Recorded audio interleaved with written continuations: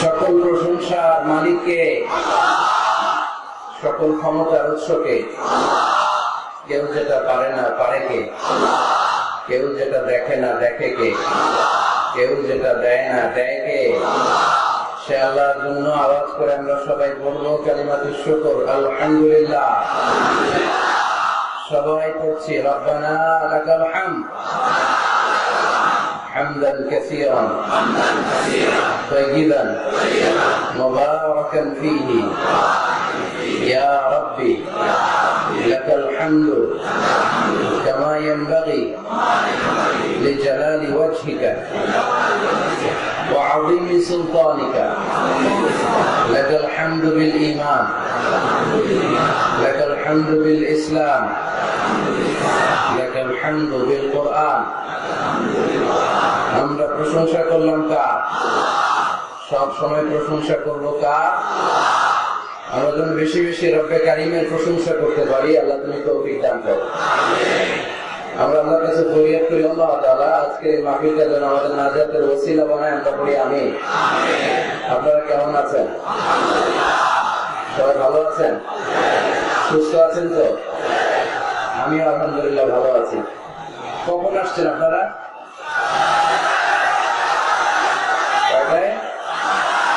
সকাল 10টায়। এত সকালে কেন? জায়গা পাওয়া যায় না?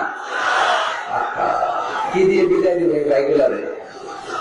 আল্লাহ তুমি এই কলেজের যুবক ভাইগুলার ইসলামের জন্য কবুল করো। এই যে ইসলামের জন্য, কোরআনের জন্য আমাদের বাপ ভাঙা উচ্ছ্বাস, এই গণজোয়ার, এটাকে তুমি ইসলামের পক্ষে কাজে লাগাও। আমাদের সবকিছু যেন আল্লাহ শুধু তোমার সন্তুষ্টির জন্য হয়। আমরা পড়ি আমিন। এদিকে আওয়াজ হইতেছে কেন? সবার প্লে কার্ড একবারে দেখে নিয়েছি। মাশাআল্লাহ, উহিব্বুকুম ফিল্লাহ, আল্লাহর জন্য ভালোবাসি তোমাদেরকে। রাখো, এই তো দেখে নিলাম। হ্যাঁ হ্যাঁ, মাশাআল্লাহ মাশাআল্লাহ, ঠিক আছে, দেখেছি। তোমাদের জন্য দোয়া আর ভালোবাসা। আওয়াজ হবে না, আওয়াজ করা যাবে না, বসতে হবে। আওয়াজ হবে না, না আওয়াজ হবে না। 10 থেকে 1 গুনবো। এই 10 থেকে 1 গুনার পরে এই প্যান্ডেলে পিন ড্রপ সাইলেন্ট, পিন পতন নীরবতা চাই। একেবারে নিঝুম নিস্তব্ধ রাত। একটা নিঝুম নিস্তব্ধ রাত আমাদের উপহার দেওয়া যাবে? দেখবো দেখা এরকম রাত উপহার দেওয়া যায় কিনা, আমি দেখবো। 10 থেকে 1, 10 থেকে 1 গুনবো, এরপরে কোনো আওয়াজ নাই। 10, 9, 8, 7, 6, 5, 4, 3,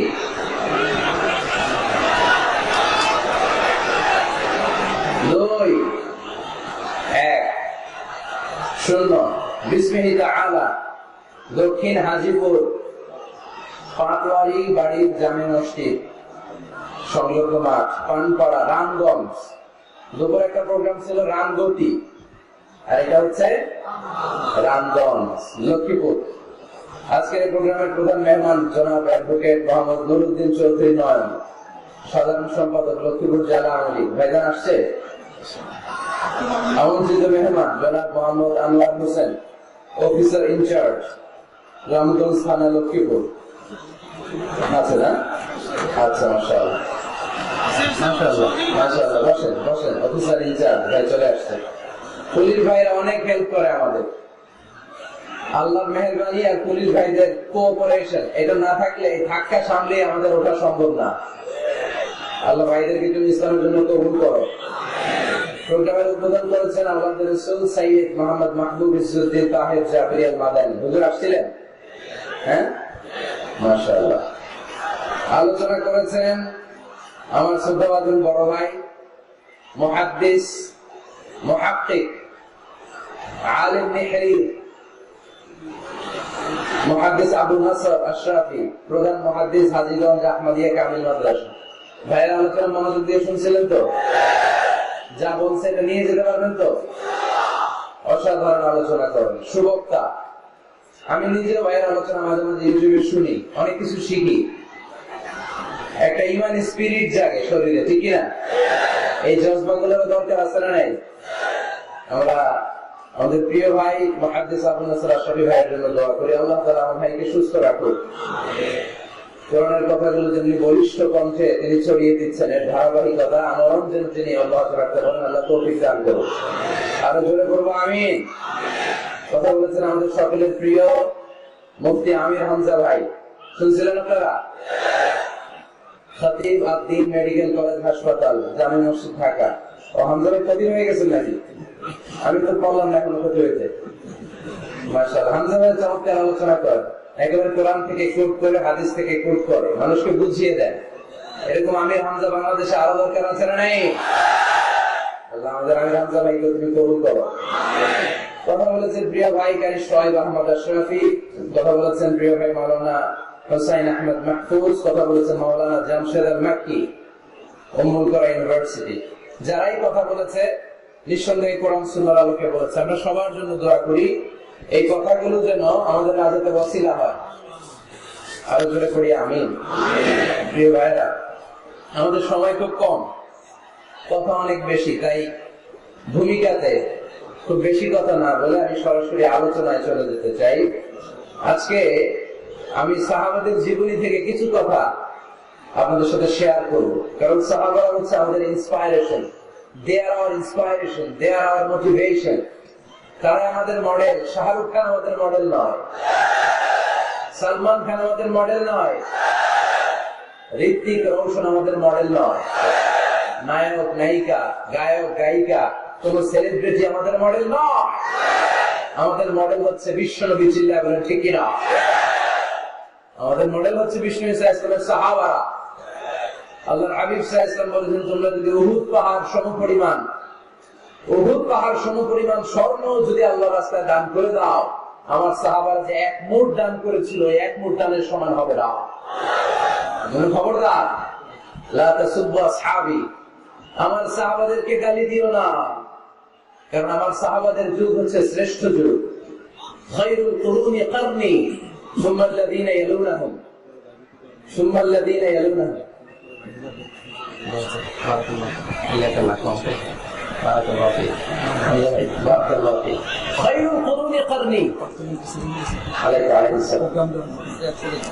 সবচেয়ে শ্রেষ্ঠ যুগ সাহাবাদের যুগ, তাবেঈদের যুগ, আমার নবীর যুগ।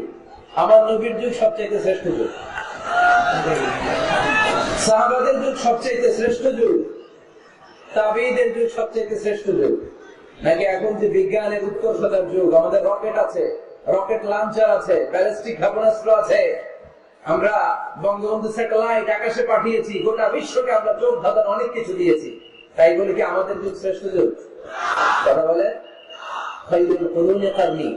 আল্লাহর হাবিব সাল্লাল্লাহু আলাইহি ওয়াসাল্লাম বলেন, আমার যুগ শ্রেষ্ঠ যুগ, সুম্মা আল্লাযীনা ইয়ালুনাহুম, এরপর আমার সাহাবীদের যুগ শ্রেষ্ঠ যুগ, সুম্মা আল্লাযীনা ইয়ালুনাহুম, এরপর আমার তাবেঈদের যুগ শ্রেষ্ঠ যুগ। ঠিক কি না? তাহলে শ্রেষ্ঠত্বের মানদণ্ডে ওনারা উত্তীর্ণ। রাদিয়াল্লাহু আনহুম ওয়া রাদু আন, আল্লাহ তাদের উপর সন্তুষ্ট, সাহাবাদের উপর, আবার সাহাবারাও আল্লাহর উপর সন্তুষ্ট করেন। সুবহানাল্লাহ। এর চেয়ে বড় ঘোষণা, এর চেয়ে বড় তাকররুবাত কোন মানুষের পক্ষে আর হতে পারে? আল্লাহ কোন ওলির জন্য বলে নাই যে আল্লাহ তাদের উপর সন্তুষ্ট। শাহিদদের জন্য আল্লাহ সরাসরি এই স্টেটমেন্ট দেন নাই যে শাহিদদের উপর আমি সন্তুষ্ট। সালেহীনদের জন্য আল্লাহ এই স্টেটমেন্ট দেন নাই যে তাদের উপর আমি সন্তুষ্ট, তারাও সন্তুষ্ট। শুধুমাত্র, কেবলমাত্র, একমাত্র সাহাবা রিদওয়ানুল্লাহি তাআলা আলাইহিম আজমাইন, শুধুমাত্র, কেবলমাত্র, একমাত্র উনাদের ক্ষেত্রে আল্লাহ বলেছেন আমি সাহাবাদের উপর সন্তুষ্ট, আর সাহাবাও আমাকে পেয়ে সন্তুষ্ট। আওয়াজ করে পড়েন আল্লাহু আকবার।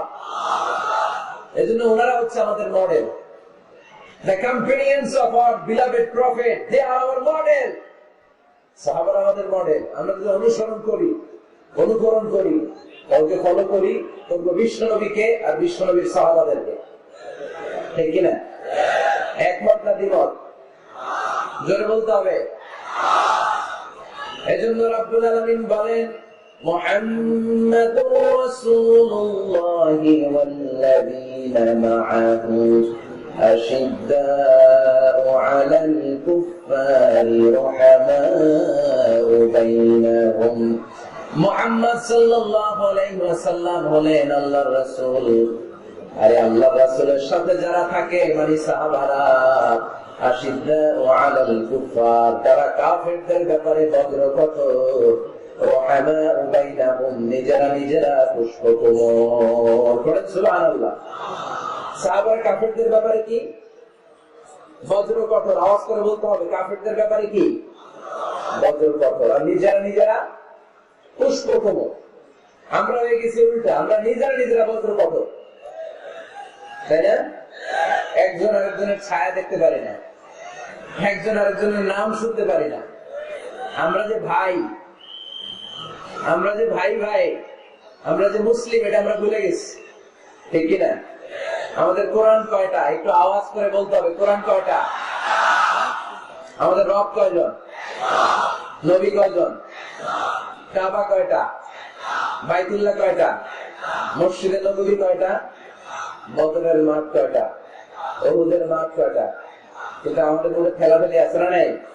আমাদের প্রভু এক নবীর উম্মাহ, জীবন বিধানে ঐশী বাণী কোরআন, তবে কেন এক নবী মুসলমান, এক করিয়া আহ্বান, ঠিক কিনা? বাইতুল্লাহ এক, মদিনা শরীফ এক, উহুদ পাহাড় এক, বদরের মাঠে, একটা তো জীবন আর মরণ যে একটাই, একে সাথে মিলে মিশে একাই প্রাণ, তবে কেন এক নবে মুসলমান, এক করিয়া আহ্বান, ঠিক না? এখন সময় এসেছে এক হওয়া, এক প্ল্যাটফর্মে চলে আসা, আলাদা থাকার সময় নাই। কারণ যখন আমরা একা তখন আমরা ব্যক্তি। খেয়াল করে শুনেন, যখন আমরা একা তখন আমরা ব্যক্তি, আর যখন আমরা সবাই মিলি তখন আমরা শক্তি, ঠিক না? কিন্তু আমরা একে অপরকে দেখতে পারি না। আমরা মুসলিম, আমরা ভাই ভাই, এটা আমরা ভুলে গেছি। শুধু আমি আপনি ভাই না, একজন কাফেরও আমার ভাই, একজন হিন্দু আমার ভাই, একজন খ্রিস্টানও আমার ভাই, একজন নাস্তিকও আমার ভাই। ভাতৃত্ব তিন ধরনের, একটা হচ্ছে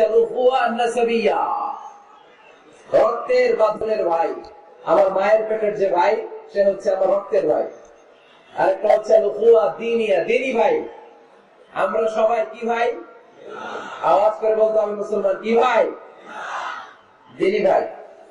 আরেকটা হচ্ছে ইনসানিয়া, মানবতার দিক থেকে ভাই, কারণ আমাদের সবার আদি পিতা একজন, তিনি কে?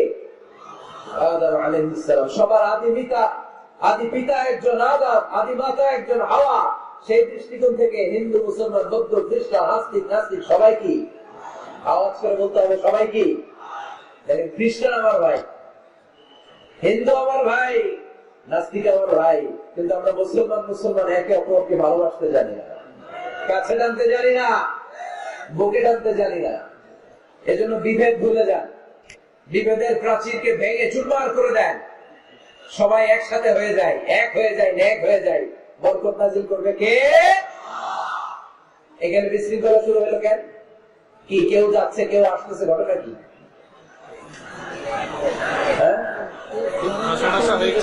অল্প কয়েক মিনিট কথা বলবো, অল্প কয়েক মিনিট। বিশৃঙ্খলা করা যাবে না, আওয়াজ হবে না। বিশেষ প্রয়োজন হলে আস্তে করে বেরোন, 1 নাম্বার 2 নাম্বার যদি সেরে আসতে হয় আস্তে করে বেরোন। আর যারা ঢুকতে চান আওয়াজ ছাড়া, আই রিপিট, আমি আবারও বলছি, আওয়াজ ছাড়া আস্তে আস্তে বেরোন। মেহরবানি করে এই কোরআনের মজলিসের সাথে যেন বেয়াদবি না হয়ে যায়। এখানে না আসলে কোনো গুনাহ হতো না, কিন্তু এসে যদি বিশৃঙ্খলা করি, গুনাহ আছে না নাই? আছে। আওয়াজ হবে না। তো সাহাবাদের বৈশিষ্ট্য বলতে গিয়ে আল্লাহ তাআলা বললেন, আশিদ্দাউ আলাল কুফার, সাহাবারা কাফেরদের ব্যাপারে বজ্র কঠোর, রুহামাউ বাইনাহুম, নিজেরা নিজেরা পুষ্পকোমল, দিলদরিয়া। আমরা হয়ে গেছি উল্টা, আমরা নিজেরা নিজেরা বজ্র কঠোর। তাই না? নিজেরা বজ্র কঠোর, আমরা নিজেরা যেন বজ্র কঠোর না হই, একে অপরের সাথে যেন হিংসা প্রকাশ না করি, বিদ্বেষ প্রকাশ না করি, আমরা যেন মুসলমান ভাই ভাই হয়ে যায়। চান ভাই ভাই হতে চান? সবাই ভাই ভাই থাকবো, সবাই চান? আল্লাহ তুমি কবুল করো, আমরা বলি আমিন। আরো জোরে পড়তে হবে আমিন। তাহলে আমাদের মডেল হচ্ছে সাহাবারা। কারা? আরো জোরে বলতে হবে কারা? তো যারা আমাদের মডেল, তাদের জীবনী জানার দরকার আছে না নাই? হ্যাঁ, সাহাবাদের জীবনী আপনারা পড়েন। সাইয়েদনা আবু বকরের জীবনী পড়েছেন, ওমর ফারুকের জীবনী, সাইয়েদনা আলী রাদিয়াল্লাহু তাআলা আনহু, উসমান রাদিয়াল্লাহু তাআলা আনহু, এই চার খলিফার জীবনী কে কে পড়ছেন দেখি হাত তোলেন।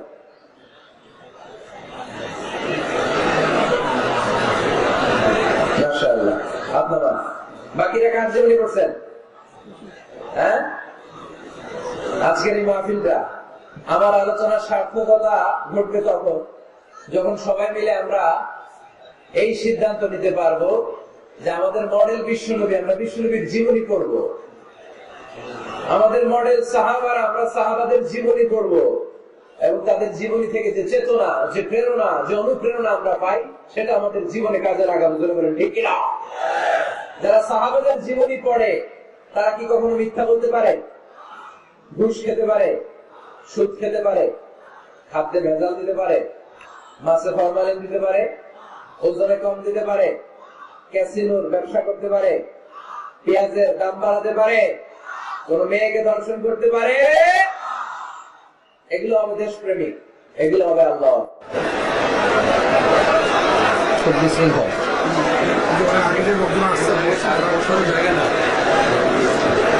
আওয়াজ হবে না, আওয়াজ হবে না, কোন আওয়াজ নাই।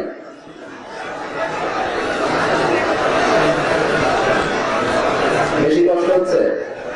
হ্যাঁ, একজন তাকবীর দেন, আওয়াজ করে তাকবীর পড়েন।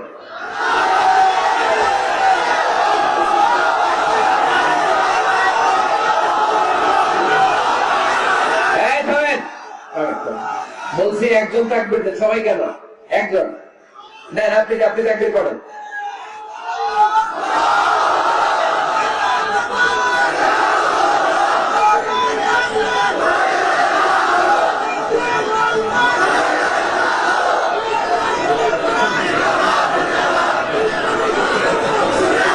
মাশাআল্লাহ, মাশাআল্লাহ। এবার চুপ, একেবারে চুপ। আপনারা কি চুপ করতে পারবেন? পারবেন না বোধহয়, কষ্ট হচ্ছে। তাহলে একেবারে চুপ। এই দিকটাতে আমি কাউকে ওঠা বসা করতে দেখতে চাই না, একেবারে চুপ। ইশারা ইঙ্গিতে এই দিকে বিশৃঙ্খলা হচ্ছে, এই দিকটাতে, এই মাঝখানটাতে। জরুরি কাজ থাকলে আস্তে করে যান, ভদ্রভাবে উঠে যান, আর বাকিরা বসেন, কোনো আওয়াজ হবে না। সাইয়েদনা ওমর ফারুক রাদিয়াল্লাহু তাআলা আনহুর জীবনী আমরা শুনবো। কার জীবনী? আওয়াজ করে বলতে হবে, কার জীবনী? আমি যত সময় কথা বলবো, প্রশ্ন করলে উত্তর দিতে হবে বাঘের বাচ্চার মতো। আমরা ওমর ফারুকের জীবনী শুনবো। কার জীবনী?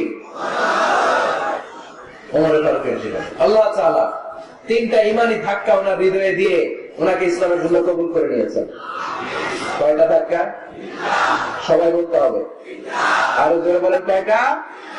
তিনটা। এক নম্বর ধাক্কা হচ্ছে বিশ্বনবীর দোয়ার ধাক্কা। দোয়ার একটা ধাক্কা আছে না নাই? এটা বড় ধাক্কা। এটা ব্যালিস্টিক ক্ষেপণাস্ত্রের চেয়ে কড়া, মারাত্মক। মিসাইল হামলা করলে যেমনি লক্ষ্যবস্তু ভেদ করে, দোয়ার মতো দোয়া করলেও দোয়া যে লক্ষ্যবস্তুতে আঘাত হানে, ঠিক কিনা? বিশ্বনবী দোয়া করলেন, আল্লাহুম্মা আইজ্জাল ইসলাম বিহাব্বির রাজুলাইনি ইলাইক। আল্লাহ, এই মক্কার দুইজন লোকের একজনকে তুমি কালিমার সুশীতল ছায়াতলে এনে দাও। দুইজন লাগবে না, কয়জন লাগবে? জোরে বলেন, একজন। কারণ যুগ জামানা পাল্টে দিতে চাই না অনেকজন, এক মানুষই আনতে পারে জাতির জাগরণ। এক মানুষই বিপদকালে বাঁচায় কাফেলায়, ক্ষুদ্র ডিঙ্গি বাঁচায় জাহাজ অসীম দরিয়ায়।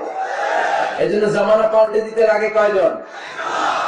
এজন্য বিশ্বনবী আল্লাহর কাছে দোয়া করলেন, আল্লাহ মক্কার দুজনের একজন, দুজন চাই না, দুজনের যে কোনো একজনকে কালিমার সুশীতল ছায়াতলে এনে দাও।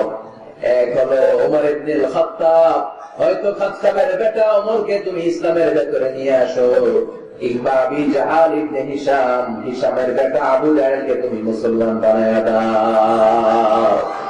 দুইজন চাইছেন নাকি একজন? হয় খাত্তাবের বেটা ওমর কিংবা হিশামের বেটা আবু জাহাল, দুজনের একজনকে আমার চাই। ওমরে ফারুকের জন্য দোয়াটা কবুল করে নিয়েছে কে? তাহাজ্জুদের নামাজ পড়ে বিশ্বনবী যখন দোয়া করলেন, এই দোয়া যে ওমরে ফারুকের হৃদয়ে একটা ধাক্কা মারল। সুবহানাল্লাহ পড়েন। দোয়ার ধাক্কা বড় ধাক্কা, ঠিক কি না? প্রায় শুনবেন ক্যান্সার হয়েছে, ডাক্তার বলে দিচ্ছে বাঁচবে 2 মাস। কয় মাস? এরপর আমি দেখছি লোকটা 8 বছর বেঁচে ছিল। কয় বছর? ডাক্তার বলছে বাঁচবে কয় মাস, বেঁচে ছিল কয় বছর? 8 বছর। কিসের বরকতে? দোয়া। কিসের বরকতে? তাহলে দোয়ার একটা পাওয়ার আছে না নাই? একটা ধাক্কা আছে না নাই? বিশ্বনবী দোয়া করলেন, আল্লাহ হয় ওমরে ফারুককে আপনি এনে দেন, অথবা আবু জাহেলের মনটারে নরম করে দেন। ওমরে ফারুকের জন্য দোয়াটা কবুল করে নিল কে? এই দোয়ার একটা বরকত ওমরে ফারুকের হৃদয়ে ছুঁয়ে গেল। 1 নম্বর ধাক্কা। ধাক্কা সব একবারে দেওয়া যায় না। ধাক্কা একবারে দেওয়া যায়? ডাক্তারের কাছে গেলে ডাইরেক্ট কি অ্যান্টিবায়োটিক মারে? কথা বলেন। প্রথমে সামান্য ওষুধ দেয়, সিম্পল ডোজ, তারপরে ডোজ একটু বাড়ায়, ফাইনালি কাজ না হলে অ্যান্টিবায়োটিক মারে।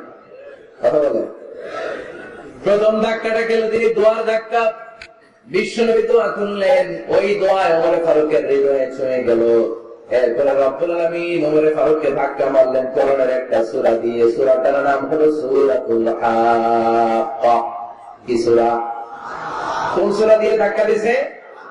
সূরা হাক্কা। সূরা হাক্কা দিয়ে দিয়েছে কথা কেন? সূরা হাক্কা দিয়ে দিয়েছে না? আল হাক্কাতু মাল হাক্কা ওয়া মা আদরাকা মাল হাক্কা। সূরা হাক্কা দিয়ে আল্লাহ একটা ধাক্কা মারলেন। ওই যে দোয়া করলেন বিশ্বনবী, দোয়ার পর সাইয়েদনা ওমর ফারুকের হৃদয়ের মধ্যে উথাল পাতাল শুরু হয়ে গেল। সব সময় লুকিয়ে লুকিয়ে বিশ্বনবীর ফলো করে। বিশ্বনবী ডানে গেলে ওমর ফারুক ডানে যায়, বিশ্বনবী বাঁয়ে গেলে ওমর ফারুক বাঁয়ে যায়।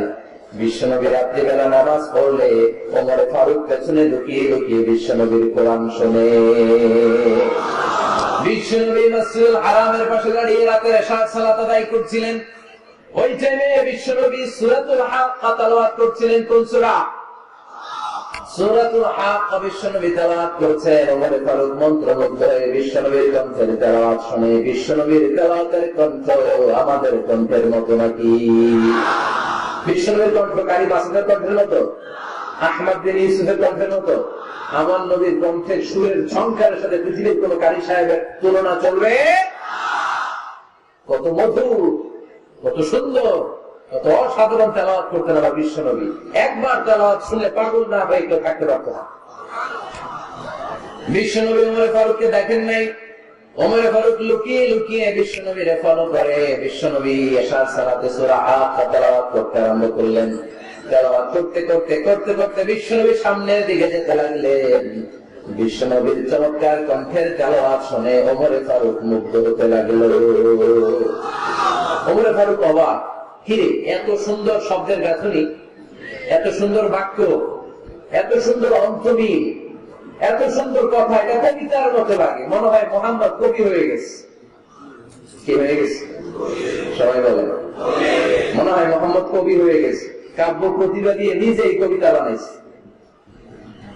ওমর ফারুক যখন মনে মনে ভাবলেন এগুলো মনে হয় মুহাম্মদ কবিতা পড়ে, মুহাম্মদ মনে হয় কবি হয়ে গিয়েছে। ইন দা মিন টাইম বিশ্বনবী তেলাওয়াত করছিলেন সূরা হাক্কা থেকে, ওয়া মা হুয়া বিকাউলি শাইরিন কালিলাম মা তুমিনুন। এর অর্থ হলো এটা কোন কবির বানানো কবিতা নয়, তোমরা অল্প সংখ্যক লোকই এই কোরআনের উপরে ঈমান আনো। সুবহানাল্লাহ পড়ো। বিশ্বনবী ওমর ফারুককে দেখছে নাকি? কথা কান দেখেছে না? বিশ্বনবী মতো তেলাওয়াত করে যাচ্ছে। ওমর ফারুক যখন মনে করলেন কি রে এই কথাগুলো এত সুন্দর, এটা মনে কবিতা। কিন্তু বিশ্বনবী যে আয়াতটা তেলাওয়াত করছিলেন কোইন্সিডেন্টলি দৈবাত মিলে গিয়েছে। ওই আয়াতের অর্থ ছিল এটা কোনো কবির বানানো কবিতা না, খুব অল্প সংখ্যকই তোমরা ঈমান আনো। এবার তো ওমর ফারুক আপনি উঠলেন, ঘটনা কি? আমি মনে মনে ভাবলাম মুহাম্মদ কবি, আর যেটা পড়তেছে এটা কবিতা, কিন্তু মোহাম্মদ আবার দেখেও নাই, কিন্তু বলতেছে এটা কবির বানানো কবিতা না। তাহলে মোহাম্মদ মনে হয় গণক হয়ে গেছে। কার মনে কি চলে না দেখেই বলতে পারে। রাজুল্লাহ বলবেন না, ওমর ফারুক মনে মনে ভাবে মোহাম্মদ তাহলে কবি না, আগেরটা ভুল ধারণা আমি করেছি, মোহাম্মদ কবি নয়, মোহাম্মদ হলো গণক। আওয়াজ করে পড়েন নাউযুবিল্লাহ। মোহাম্মদ মানুষের মনে কি চলে গণনা করে সব টের পেয়ে যায়, সব বুঝতে পারে। বিশ্বনবী তখন যে আয়াতটা তেলাওয়াত করছিলেন সেটা হলো ওয়ালা বিকাউলি কাহিনিন কালিলাম মা তাযাক্কারুন। বিষ্ণু তখন যে আয়াতটা তেলাওয়াত করছিলেন, এই আয়াতের অর্থ হলো এটা কোনো গণকের বানানো কথা নয়, খুব অল্প সংখ্যক লোকই তোমরা উপদেশ গ্রহণ করো। বিষ্ণু ওমর ফারুককে দেখে, কথা কয় না, দেখে না, কিন্তু মিলে যাচ্ছে। ওই আয়াতের পরের আয়াতটা ছিল এটা গণকের বানানো কোনো গণনা নয়, খুব অল্প সংখ্যকই তোমরা ঈমান আনো। এবার তো ওমর ফারুক বেহুশ। হায় হায়, প্রথমে ভাবলাম কবিতা, সে পড়ে যাচ্ছে না, কবির বানানো কবিতা না। এরপর মনে মনে ভাবলাম মনে হয় গণক, সে বলে না এটা গণকের বানানো গণনা নয়। তাহলে এটা কি? এটা কি কি এটা কি পড়ে মুহাম্মদ, যার কণ্ঠের তেলাওয়াত শুনলে মানুষ পাগল হয়ে যায়। বিষ্ণু তখন পড়তে আরম্ভ করলেন তানজিলুম মির রাব্বিল আলামিন। এর মানে হলো এটা কবিতা না, এটা গণকের বানানো গণনা না, মানুষের বানানো কিচ্ছু না, এটা গোটা বিশ্বের সব আল্লাহ পাকের বাণী। সুবহানাল্লাহ বলে। এই 2 নাম্বার ডোজ পড়লো। প্রথম ডোজ পড়ছে দোয়ার ডোজ। প্রথম ডোজ কিসের? দোয়া। 2 নাম্বার সূরা হাক্কা দিয়ে আল্লাহ দিলেন এক ধাক্কা। এই সূরা হাক্কার ওই ঘটনার পর ওমর ফারুক তো পাগল পড়া, কি ঘটে গেল আমার সাথে ওই দিন। আমি মনে মনে যা ভাবি সব মোহাম্মদ বুঝে। আল্লাহ 2 নাম্বার ডোজ দিলেন সূরা হাক্কা দিয়ে এক ধাক্কা। সুবহানাল্লাহ পড়ে। এরপরে ওমর ফারুক প্রায় বিশ্বনবীর কথা ভাবেন, বিশ্বনবী কোথায় যান লুকিয়ে লুকিয়ে দেখেন। এবার রব্বুল আলামিন ভাবলেন এবার সূরা তাহা দিয়ে আমি 3 নাম্বার ডোজ দিয়ে দিব, বলেন সুবহানাল্লাহ।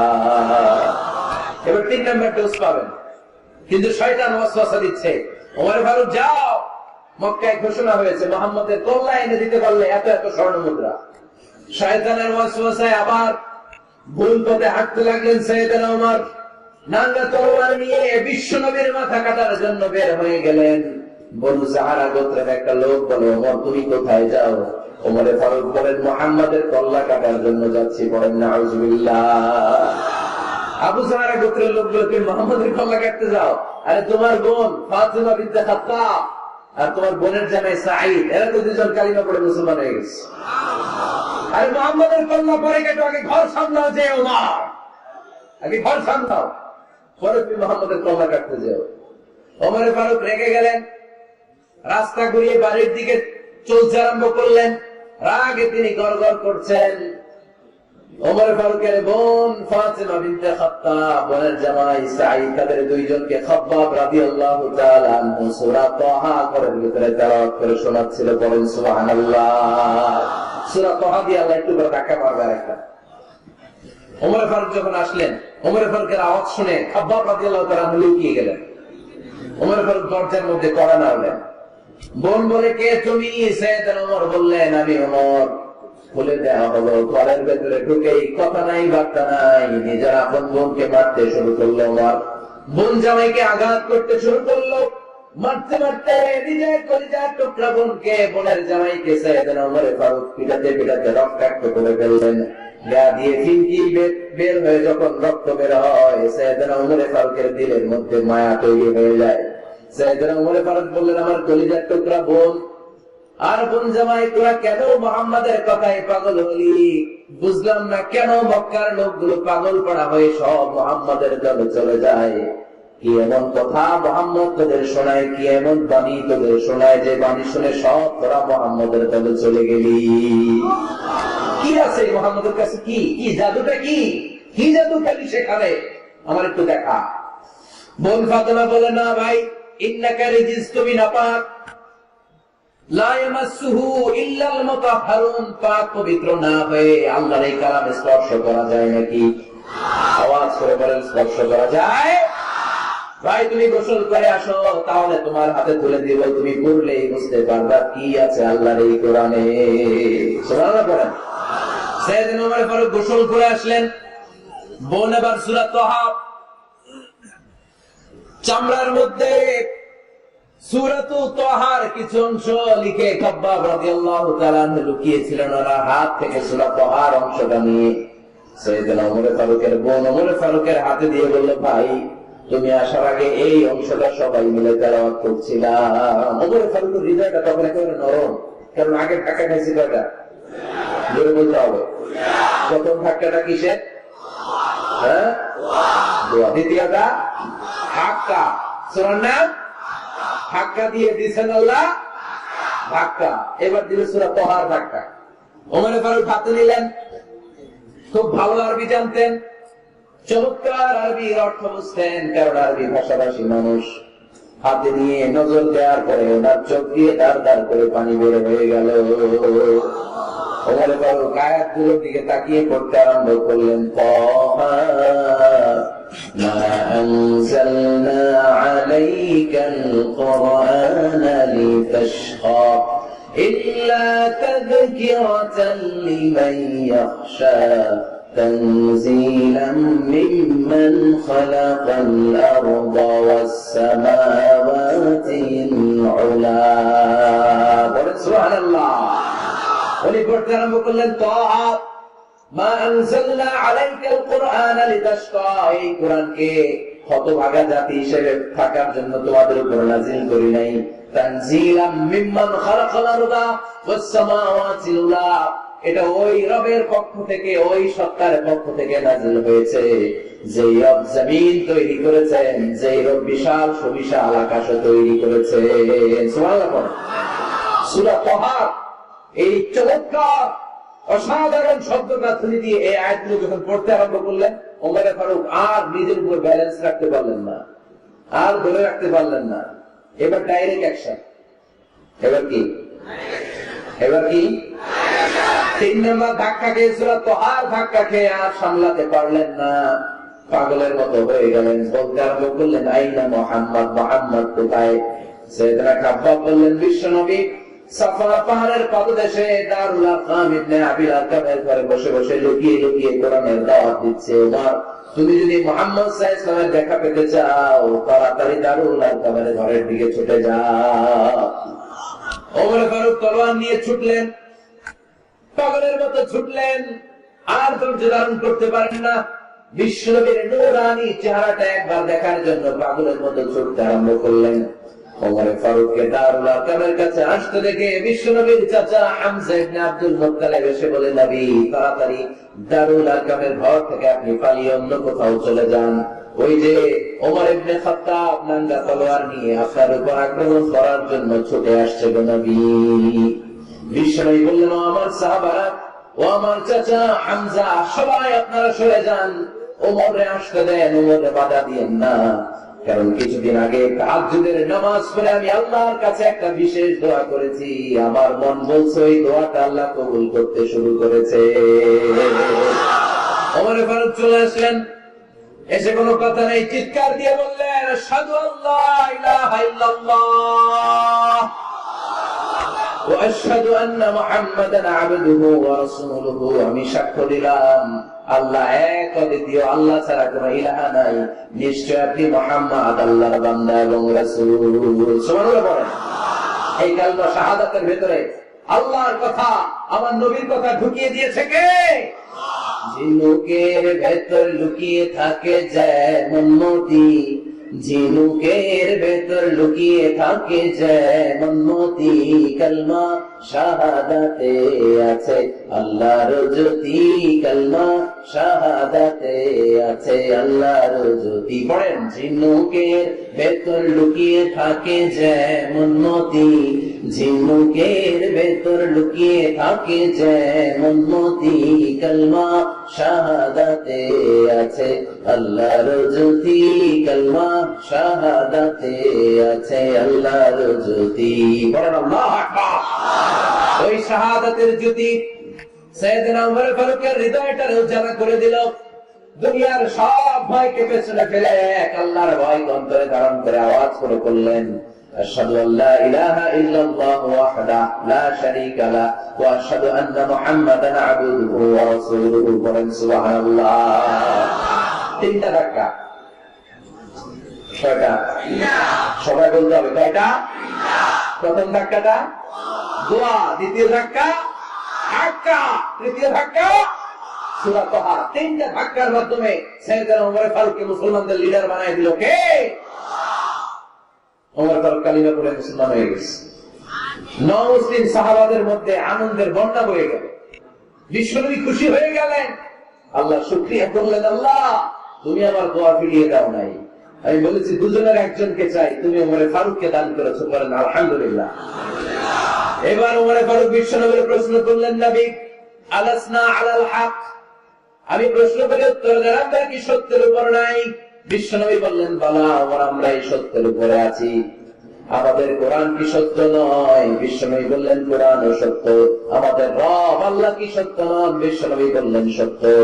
ওমর ফারুক বললেন, তাহলে ফিমাল ইখতিফা, তাহলে লুকিয়ে লুকিয়ে আর গোপনে দাওয়াতি কাজ কেন? আপনি সত্য নবী, কোরআন সত্য কিতাব, আমার রব আল্লাহ সত্য, আর আমি ওমর কালিমা পড়ে মুসলমান হয়ে গিয়েছি, তাহলে ফিমাল ইখতিফা, আর লুকিয়ে লুকিয়ে কোরআনের দাওয়াত দিবেন কেন? বের হন, মক্কার শহরের মাঝখানে চলে আসেন, চিৎকার করে আমরা আল্লাহর নামের ঘোষণা দেব। বিশ্বনবী বললেন, না ওমর,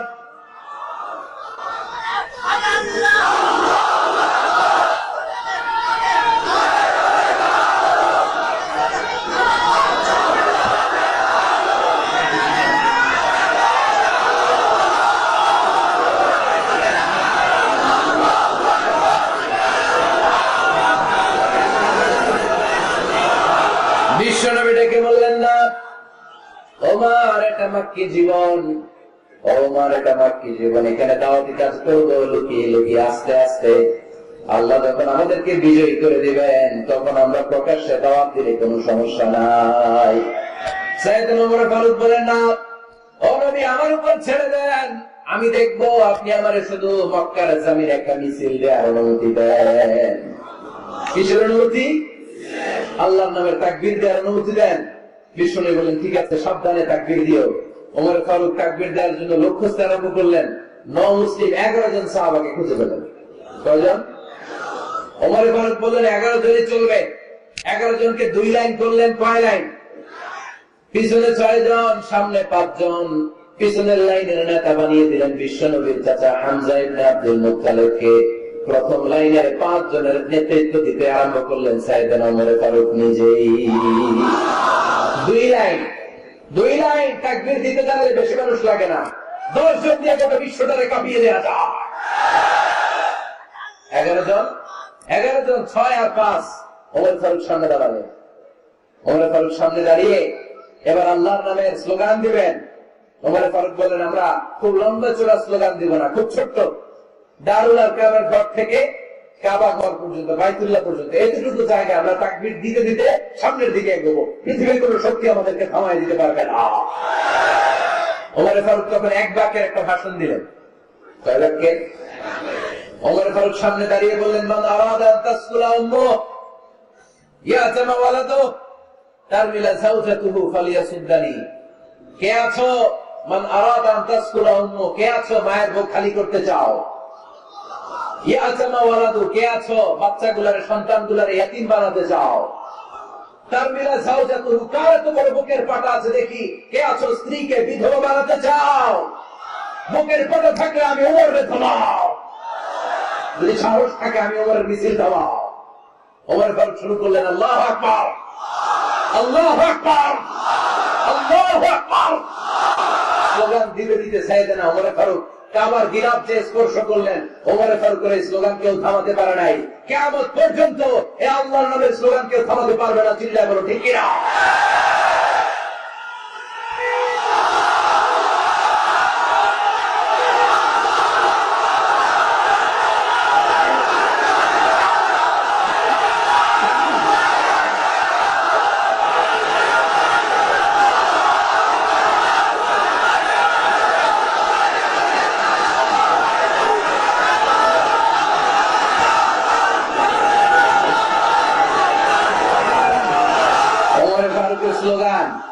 সেদিন মক্কায় কেউ থামাইতে পারছিল? আওয়াজ করে বলতে পারছিল? এখন আল্লাহর নামে স্লোগান কেউ থামাই দিতে পারবে? কিয়ামত পর্যন্ত আমার রবের স্লোগান কেউ থামাতে পারবে? পারবে না। ওমর ফারুক স্লোগান দিলেন, আবু জাহেল, উতবা, শাইবা, ওয়ালিদ ইবনে মুগীরা আল্লাহু আকবার ধ্বনি শুনে বাইরে আসছে। কিরে, এত বড় স্লোগান! আমাদের কাছ থেকে পারমিশন নেয় নাই, অনুমতি নেয় নাই। অনুমতি নেওয়া ছাড়াই স্লোগান শুরু। বের হয়ে দেখে মিছিলের সামনে ওমর। ওমর ফারুককে দেখে আবু জাহেল দিছে এক দৌড়, উতবা দিছে আরেক দৌড়, শাইবা দিছে বহু দৌড়। সুবহানাল্লাহ বলবেন না? এই জন্য ওমর বেশি লাগে না, ওমর লাগে একজন। চিল্লায় বলতে হবে, ওমর ফারুক লাগে কয়জন? একজন। ওমরই গোটা বিশ্বের চেহারা পাল্টে দিতে সক্ষম। চিল্লায় বলে ঠিক কিনা? গোটা বিশ্বে মুসলমানদের আছে করুণ অবস্থা। আমাদের কোন সেন্ট্রাল লিডারশিপ নাই। আমাদের মুসলিম দেশগুলোর এক করে রাখবে, ভাইয়ের ভাইয়ের মতো রাখবে, আমাদের স্বার্থ নিয়ে কথা বলবে, এরকম নেতা আমাদের নাই। ঠিক কিনা? আমরা সেই ওমর ফারুকের অপেক্ষায়, আমরা সেই ইমাম আল মাহাদির অপেক্ষায়, যার একটা হুঙ্কারের আহ্বানে গোটা বিশ্বের সব মুসলমান এক প্ল্যাটফর্মে চলে আসবে। এরকম নেতা একজন লাগবে। কয়জন? গোটা মুসলিম উম্মাহকে একত্রিত করার জন্য একজন ওমরই যথেষ্ট। ঠিক কিনা? আবার বিষ্ণু বলছেন, লা নাবিয়্যা বা'দি ওয়ালা রাসূলা, আমার পরে কোন নবী নাই, আমার পরে কোন রাসূল নাই। তবে লাউ কানা বা'দি নাবিয়্যুন লাকানা উমর, আমি নবীর পরে যদি নবী হওয়ার যোগ্যতা কারো থাকে, আমার ওমরের মধ্যে সেই যোগ্যতা আল্লাহ দিয়েছে। প্রভু তুমি বলেছ রাসূল দেবে না, বলনি দেবে না ওমর, বলনি দেবে না হামজাতারি, খালিদ বিজয় সমর। প্রভু তুমি বলেছ রাসূল দেবে না, বলনি দেবে না ওমর, বলনি দেবে না হামজাতারি, খালিদ বিজয় সমর। প্রভু তুমি বলেছ রাসূল দেবে না। আল্লাহু আকবার। একটা ওমর দরকার। কয়জন দরকার? কয়জন দরকার? এই পুরো উম্মাহ, মুসলিম উম্মার মধ্যে ওনার পজিশন নাম্বার 3। ওমর ফারুকের পজিশন নাম্বার 1 নম্বর পজিশন বিশ্ব নবী সাল্লাল্লাহু আলাইহি ওয়াসাল্লাম। দ্বিতীয় পজিশন আবু বকর। 3 নম্বর পজিশন সুবহানাল্লাহ পড়বেন না? আশরাতুল মুবাশশিরিনা বিল জান্নাহ, জান্নাতের সুসংবাদ প্রাপ্ত অনেক সাহাবার কথা হাদিসে পাওয়া যায়, কিন্তু এক হাদিসে আল্লাহ রাসূল সাল্লাল্লাহু আলাইহি ওয়াসাল্লাম 10 জন সাহাবীর কথা বলেছেন। ওই 10 জনের ভেতরে সাইয়েদনা ওমর ফারুক আছে না নাই? আবার ওমর ফারুক ছিলেন বিশ্ব নবীর শ্বশুর। সাইয়েদনা ওমর ফারুকের কন্যা হাফসা রাদিয়াল্লাহু তাআলা আনহাকে বিশ্ব নবী বিয়ে করে ওমর ফারুকের জামাই হয়েছে, আর ওমর ফারুককে বিশ্ব নবী শ্বশুর বানিয়েছে। সুবহানাল্লাহ বলেন। আগে জানতেন এটা? ওমর ফারুক রাদিয়াল্লাহু তাআলা আনহু যে বিশ্ব নবীর শ্বশুর ছিল, এটা আজকে প্রথম জানলেন। কে কে দেখি? দেখছেন? অনেকেই জানে না। মাশাআল্লাহ, আমরা জেনে নিব, জানতে কোনো সমস্যা নাই। বাস্তব হলে জানতে হবে। বাস্তব হলে কি করতে হবে? জানতে হবে। 4 জন খলিফার 2 জন হচ্ছে বিশ্ব নবীর মেয়ের জামাই, বাকি 2 জন হচ্ছে বিশ্ব নবীর শ্বশুর। সাইয়েদনা উসমান রাদিয়াল্লাহু তাআলা আনহুর কাছে বিষ্ণু সাল্লাল্লাহু আলাইহি ওয়াসাল্লাম 2 কন্যাকে বিয়ে দিয়েছেন। বিষ্ণু সাল্লাল্লাহু আলাইহি ওয়াসাল্লাম মোট কন্যা 4 জন। কয়জন? বড় মেয়ের নাম যায়েনব রাদিয়াল্লাহু তাআলা আনহা, ওনার স্বামীর নাম ছিল আবুল আস ইবনে রাবিয়া। তারপরের মেয়ের নাম হচ্ছে উম্মে কুলসুম, ওনাকে বিয়ে দিয়েছিলেন বিশ্বনবী সাইয়েদনা ওসমান রাদিয়াল্লাহু তাআলা আনহুর সাথে। উম্মে কুলসুম রাদিয়াল্লাহু তাআলা আনহার ইন্তেকালের পরে আরেক মেয়ে রুকাইয়াকে বিশ্বনবী সাইয়েদনা ওসমানের কাছে আবার বিয়ে দিয়ে দিলেন। সুবহানাল্লাহ বলেন।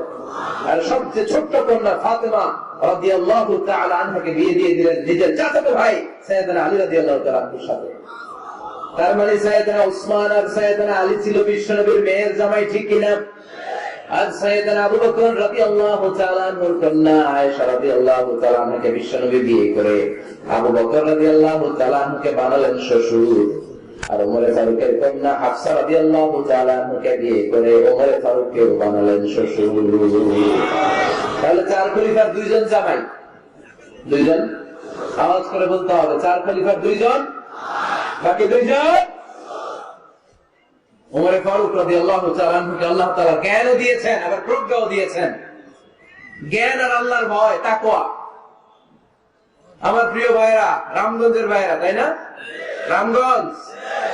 রামগঞ্জের ভাইরা, কোন ব্যক্তিকে যদি আল্লাহ তাআলা জ্ঞান দেয়, আবার যদি তাকওয়ার গুণ দেয়, জ্ঞানও আছে আবার আল্লাহর ভয়ও আছে, এই লোকের কেউ থামায় রাখতে পারবে না।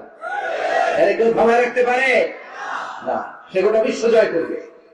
সাইয়েদনা ওমর ফারুককে আল্লাহ তাআলা জ্ঞানও দিয়েছেন, আবার তাকওয়াও দিয়েছেন। সুবহানাল্লাহ বলেন। বিশ্বনবী সাল্লাল্লাহু আলাইহি ওয়াসাল্লাম স্বপ্ন দেখলেন, বিশ্বনবী দুধ খাচ্ছেন, আঙ্গুলের ভেতর দিয়ে ফাঁক দিয়ে দুধ দেখা, বিশ্বনবী দুধ খাচ্ছেন। খেতে খেতে একটু দুধ আঙ্গুলে লেগে আছে, এই আঙ্গুলটা কারো মুখে না দিয়ে বিষ্ণু ইসলাম ওমর ফারুকের মুখের ভেতরে ঢুকাই দিলেন। অতিরিক্ত দুধটা ওমর ফারুক খেলেন। সাহাবারা বললেন, মাযা ওয়ালতা বিহি ইয়া রাসূলুল্লাহ, হে আল্লাহর রাসূল, এই স্বপ্ন দিয়ে কি বুঝালেন? বুঝলাম না। বিষ্ণু ইসলাম বললেন, আওয়ালতু বিহি আল ইলম, এটা দিয়ে আমি জ্ঞান বুঝিয়েছি, কারণ অতিরিক্ত দুধের অংশটা আমি কাউরে না দিয়ে ওমরকে দিয়েছি, তার মানে ওমরের জ্ঞানের কোনো তুলনা হয় না। স্বপ্নে যদি কেউ দেখেন আপনি দুধ পান করছেন, এটা প্রমাণ করে আল্লাহ তাআলা আপনাকে দ্বীনের জ্ঞান দান করবে। আবার বিশ্বনবী সাল্লাল্লাহু আলাইহি ওয়াসাল্লাম আবার আরেক রাতে স্বপ্ন দেখলেন, সাহাবারা লাইন ধরে বিশ্বনবীর সামনে দাঁড়ানো, কোন সাহাবার জামা নাভি পর্যন্ত, কোন সাহাবার জামা হাঁটু পর্যন্ত, কোন সাহাবার জামা ট্যাকনো পর্যন্ত, কোন সাহাবার জামা আরো ছোট, কিন্তু ওমরে ফারুকের জামা বিশ্বনবী দেখলেন এত বড়, টেনে হিচড়ে হিচড়ে বিশ্বনবীর সাথে চলছে। সুবহানাল্লাহ বলবেন না? সাহাবারা বললেন, মাযা ওয়ালতা বিহি ইয়া রাসূলুল্লাহ, হে আল্লাহর রাসূল, এটা দিয়ে আপনি কি বুঝাতে চাইলেন? বিশ্বনবী বললেন, আওয়ালতু বিহি আত-তাকওয়া, এটা দ্বারা আমি দ্বীনদারি বোঝালাম, তাকওয়া বোঝালাম। সুবহানাল্লাহ পড়েন। বিশ্বনবী দেখলেন কোন সাহাবার জামা এতটুকু, কোন সাহাবার জামা এত লম্বা, কোন সাহাবার জামা পা পর্যন্ত লম্বা। আর সাইয়েদনা ওমর ফারুককে দেখলেন, ওনার জামা এত লম্বা, ওমর ফারুক টেনে হিচড়ে জামা নিয়ে চলতেছে। বিশ্বনবী বুঝাতে চাইলেন, ওমরের যেহেতু জামা লম্বা, ওমরের ভেতরে আল্লাহর ভয়, দ্বীনদারিও খুব বেশি। চিল্লায় বলেন ঠিক কিনা? জ্ঞানও দিয়েছেন, আবার দ্বীনদারিও দিয়েছেন। এই দুইটা জিনিস যদি থাকে, এই পৃথিবীতে তাকে সফল রাষ্ট্রনায়ক বানায় দেয় কে? আবার এই পৃথিবীর বুকে যত নারীরা জান্নাতে যাবে, সব নারীদের সর্দারিনী হবে সাইয়্যিদাতুনা ফাতিমা রাদিয়াল্লাহু তাআলা আনহা।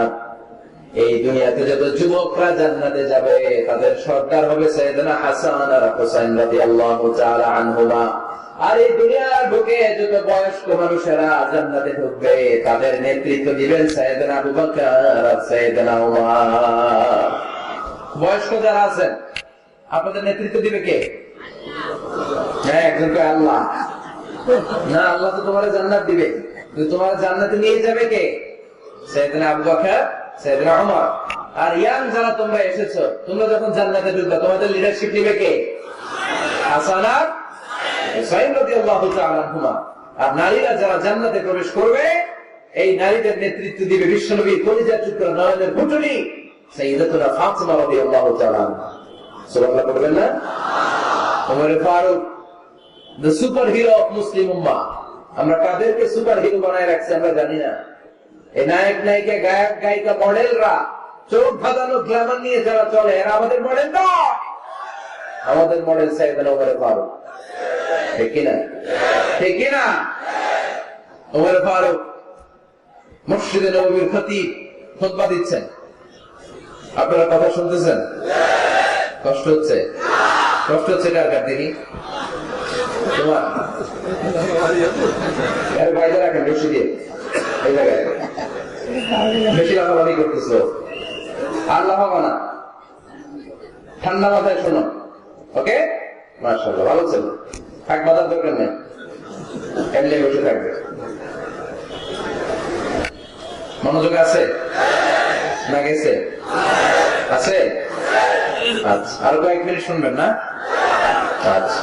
ওমর ফারুক রাদিয়াল্লাহু তাআলা আনহু জুমার খুতবা দিচ্ছেন। ওঠা বসা করলে আমি আলোচনা বন্ধ করে দিব। নো ওয়ে, নো ওয়ে, কেউ উঠতে পারবে না। সময় দিয়েছিলাম 1 মিনিট। যার উঠে যেতে মনে চায়, সকাল থেকে বসে আছেন, ওয়াশরুমে যাবেন, যান। সময় দিলাম, এরপর উঠা বসা কেন আবার? একজন উঠতে পারবো না। এদেরকে টাইনে নামান তো, বসান, টান দেন, জামা ধরে টান দেন। হ্যাঁ টানেন, হ্যাঁ ঠিক আছে, আরো ধরে বসান, টাইনে বসান। হ্যাঁ ঠিক আছে, এদেরকে টান দেন, এদের বসান, এগুলো জামা ধরেন, জামা ধরেন, ধরেন চাদর ধরেন। হ্যাঁ ঠিক আছে, এই দাঁড়াইছে, ঘরে বসান, বস। এবার এদিকে তাকান। ওমর ফারুক জুমার খুতবা দিচ্ছেন। কিসের খুতবা? খুতবার মাঝখানে হঠাৎ চিৎকার করে বললেন, ইয়া সারিয়াত ইবনে জালিমিল জাবাল, ইয়া সারিয়াত ইবনে জালিমিল জাবাল, ইয়া সারিয়াত ইবনে জালিমিল জাবাল। মানে এই সারিয়া, এইদিকে না, জাবাল, পাহাড়ের দিকে, জাবাল, জাবাল, গো টু দা মাউন্টেন, পাহাড়ের দিকে যাও। এই কথা বলে আবার থেকে খুতবা দেওয়া শুরু করলো। সাহাবারা আগাবার কিছুই খুঁজে পেল না। আগের কথার সাথে মিল নেই, পরের কথার সাথে মিল নেই। জুমা দেওয়া শেষ। সাহাবারা বললেন, আমিরুল মুমিনিন, খলিফাতুল মুসলিমিন ওমর ফারুক জুমার খুতবা দেওয়ার সময় হঠাৎ চিৎকার করে বললেন, ইয়া সারিয়াত ইবনে জালিমিল জাবাল। আপনার এই বাক্যের সাথে আপনার খুতবার আগের কথার কোনো মিল পেলাম না, পরের কথার কোনো মিল পেলাম না। আপনি বুঝিয়ে বলেন, কেন বলেছেন আমরা তো বুঝলাম না।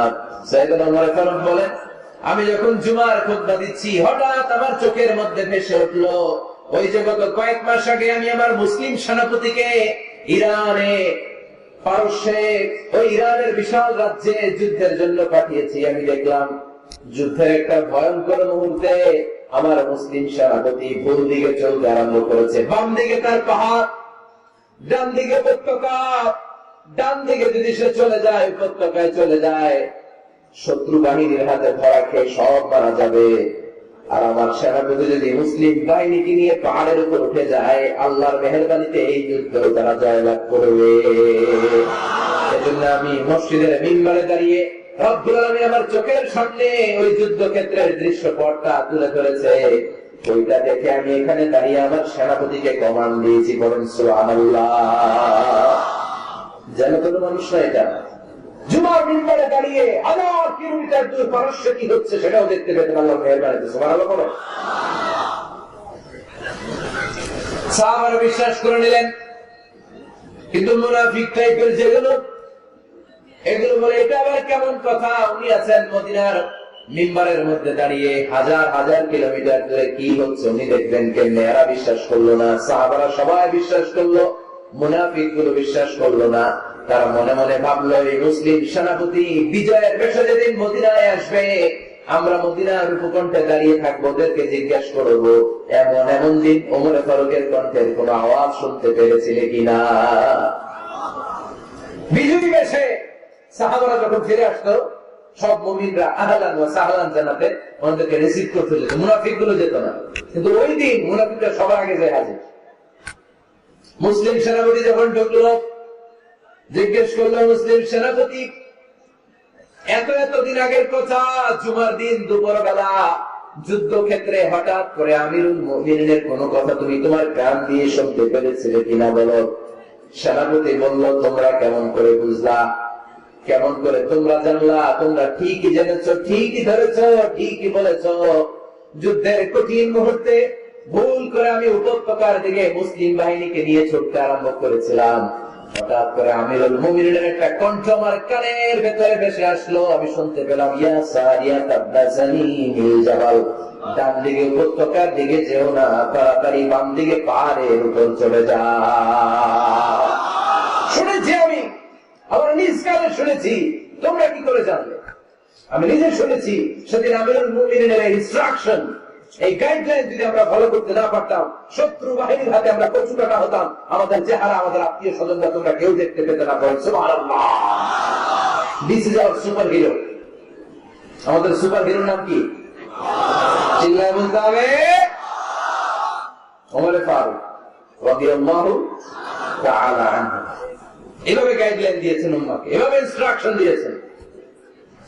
ওমর ফারুকের ব্যাপারে বিশ্বনবী বলেছেন, আশাদ্দুম ফি আমরিল্লাহি উমর, আল্লাহর জমিনে আল্লাহর দ্বীন বাস্তবায়নের ক্ষেত্রে আমার ওমর ফারুকের চাইতে কঠিন কেউ ছিল না। এজন্য ওমর ফারুককে মুনাফিকরা জামের মতো ভয় পেত। কারা ভয় পেত? এমনকি শয়তানও ভয় পেত। সুবহানাল্লাহ পড়েন। বিশ্বনবী বলতেন, মা লাকিয়াকা শাইতানু সালিকান ফাজ্জান ইল্লা সালাকা ফাজ্জান গায়রা ফাজ্জিন। ওমর, তোমার যদি ইবলিস শয়তান এই রাস্তা দিয়ে হেঁটে আসতে দেখে, ইবলিস শয়তান এই রাস্তা রেখে দিয়ে অন্য রাস্তা দিয়ে হাঁটে। ওমর, তুমি যদি এই রাস্তা দিয়ে হাঁটো, শয়তান জীবনে ওই রাস্তা দিয়ে হাঁটবে না, এই রাস্তা দিয়ে আরেক রাস্তা দিয়ে হাঁটে। সুবহানাল্লাহ বললেন না? আল্লাহর হাবিব সাল্লাল্লাহু আলাইহি ওয়াসাল্লামের স্ত্রীরা মাঝে মাঝে রাসূল সাল্লাল্লাহু আলাইহি ওয়াসাল্লামের কাছে বায়না ধরতো, নবী আমাদেরকে এইটা দেন, ওইটা দেন, আমাদের ঘরে এইটা নাই, ওইটা নাই। বিশ্বনবীকে আমার কাছে কিচ্ছু নাই, থাকে এলে থাকো নাইলে যাও। কিন্তু বিবিরাও ছাড়ে না, নবী আমাদের এটা দেন, ওইটা দেন, বায়না ধরছে সব বিবিরা। বিশ্বনবীর স্ত্রী ছিল কয়জন? হ্যাঁ, কয়জন? 11 জন। দাসী 2 জন, সব মিলে 13 জন। 11 স্ত্রী ধরছে, নবী এটা দেন, ওইটা দেন। বিশ্বনবী বলে কিছু নাই, স্ত্রীরাও ছাড়ে না। In the meantime, বিশ্বনবী হঠাৎ একটা সালাম শুনতে পেলেন। কে যেন দরজার মধ্যে এসে দাঁড়িয়ে নক দিচ্ছে আর বলছে, আসসালামু আলাইকুম ওয়া রাহমাতুল্লাহ। বিশ্বনবী সালামের উত্তর দিলেন, ওয়া আলাইকুমুস সালাম ওয়া রাহমাতুল্লাহ। আর বিশ্বনবী বুঝতে পেলেন এটা সাইয়েদনা ওমর ফারুকের কণ্ঠ। কার কণ্ঠ? সালামের উত্তর দিয়ে বিবিদের দিকে তাকায় দেখে একটা বিবিও নাই, সব অন্দর মহলে দৌড়। সুবহানাল্লাহ বলেন না? এটারে ভয়ের কারণে দৌড়, এটা বলে না, শ্রদ্ধার কারণে, তার হাইবাতের কারণে। হাইবাত, পার্সোনালিটি, এটাকে বলে হাইবাত ওমর। ওমর ফারুকের হাইবাত, পার্সোনালিটি এত স্ট্রং ছিল, ওনাকে দেখলে মানুষ ভয় পেত। ইসলামের জন্য ভয়। সুবহানাল্লাহ করতে হবে। বিশ্বনবীর কলিজার টুকরা স্ত্রী আম্মা জান আয়েশা রাদিয়াল্লাহু তাআলা আনহা, উনি নিজে ওমর ফারুককে ভয় পেতেন, নিজেও ভয় পেতেন। মাঝে মাঝে বিষ্ণুর সাথে ঝগড়া হয়ে গেলে, মধুর ঝগড়া, ভালোবাসার ঝগড়া যদি হয়ে যেত, বিষ্ণু বলতেন, আয়েশা চলো মিটপাট করে ফেলি, ঝগড়া করার কদিন থাকো, চলো মিটপাট করি। তো মিটপাট করার জন্য রাজি আছো? আমাদের আয়েশা বলতেন, হ্যাঁ রাজি আছি। তো কারে আনা যায়? ওমর ডেকে আনি মিটপাট করার জন্য। আয়েশা রাদিয়াল্লাহু তাআলা আনহা বলে, ওরে বাপ রে বাপ, ওমর না না, ওমর খালিস, ওমর ভারতে ভয় লাগে আমার। সুবহানাল্লাহ বলেন না? বিষ্ণু যখন বলতেন, আয়েশা তাহলে তোমার আব্বুকে ডেকে আনি, আমাদের আয়েশা বলতেন, ঠিক আছে, আব্বু ডেকে নিয়ে আসেন। আবু বকর রাদিয়াল্লাহু তাআলা আনহু ডেকে নিয়ে আসেন। আমার আব্বুর মতো নরম দিলের মানুষ আমি জীবনে দেখি না। আবু বকর রাদিয়াল্লাহু তাআলা আনহু খুব নরম দিলের লোক ছিলেন। তার বিপরীতে ওমর ফারুক ছিলেন খুব কঠিন মেজাজে। দুইটাই লাগে, কথা বলে। নরমও যেমন লাগে, গরমও লাগে। নরম গরমের সমন্বয় দরকার আছে না নাই? আর সুপার হিরো ওমর ফারুক রাদিয়াল্লাহু তাআলা আনহু। আমরা যাদের আমাদের ছোট্ট বাচ্চা আছে, ঘরে 2 বছর 3 বছরের শিশু আছেন আমাদের, রাতের বেলা দেখুন খেতে চায় না, খালি মায়ের জ্বালায়। তো মা তখন বলে, এই খাও নাহলে ভূত আসবে, বলেছে বিড়াল আসবে, বাঘ আসবে, ভাল্লুক আসবে, এগুলো বলে না? এগুলো বলে ভুলিয়ে বালিয়ে বাচ্চাকে ভয় দেখে খাওয়াতে চায়। লক্ষ্মীপুরে আপনারা কিসের ভয় দেখান? হ্যাঁ, ভূতের? কিসের? কিসের? বাঘের? কালো বিড়াল?